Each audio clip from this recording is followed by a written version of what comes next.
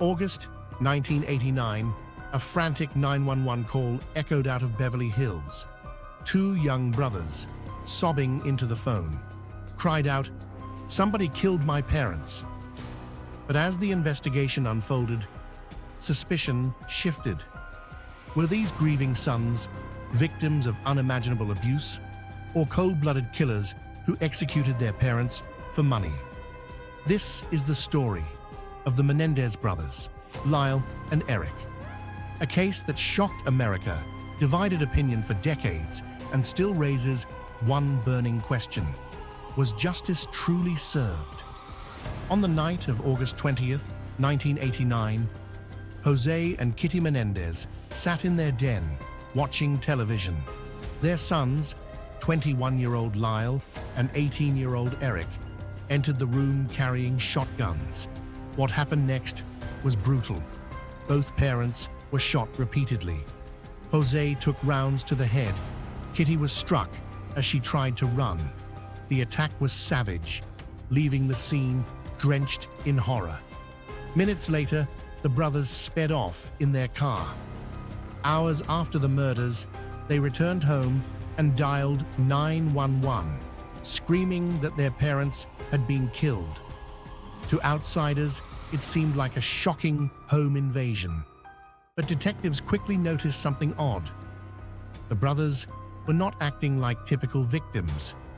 In the weeks after the murders, Lyle and Eric did not retreat in grief. Instead, they spent enormous amounts of money. Lyle bought luxury watches and a new restaurant. Eric hired a tennis coach, traveling the world. Together, they burned through nearly $700,000 in just months. Investigators began to ask, was this about fear or fortune? The police had no direct evidence, but the spending spree kept suspicion alive. The turning point came when Eric confessed. Not to police, but to a therapist. Eric, racked with guilt, told his psychologist, Dr. L. Jerome Oziel, "We did it. We killed them." But the secret didn't stay hidden. Dr. Oziel's mistress, Judalon Smith, revealed the confession to authorities. Soon, detectives had what they needed: motive, money, and a taped admission. In 1990, both brothers were arrested. The first trials, broadcast nationally in the early 1990s, captivated the country. The defense claimed the brothers lived in constant terror, that Jose Menendez had abused them for years, and their mother, Kitty, turned a blind eye.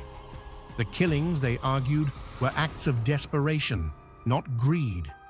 The prosecution painted a different picture: two entitled sons who wanted their parents' fortune.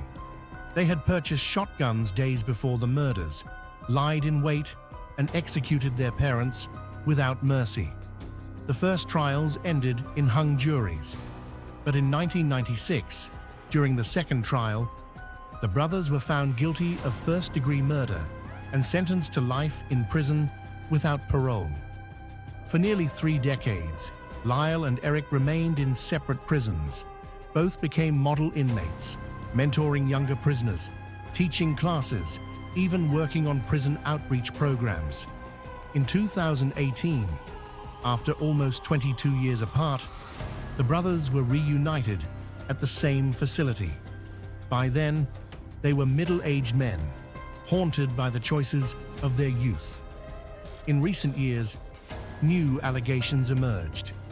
Roy Rosselló, a former member of the boy band Menudo, claimed that Jose Menendez had sexually abused him as a teenager. The defense seized on this revelation, arguing that it proved the brothers' claims of abuse were real.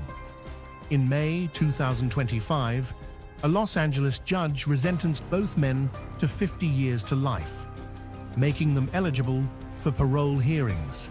But in August 2025, parole was denied, and just 1 month later, in September, a judge ruled against granting them a new trial, saying the new evidence would not have changed the original verdict. So where does this leave us? On one side, are those who see the Menendez brothers as cold killers who brutally murdered their parents for money. For them, justice was served long ago.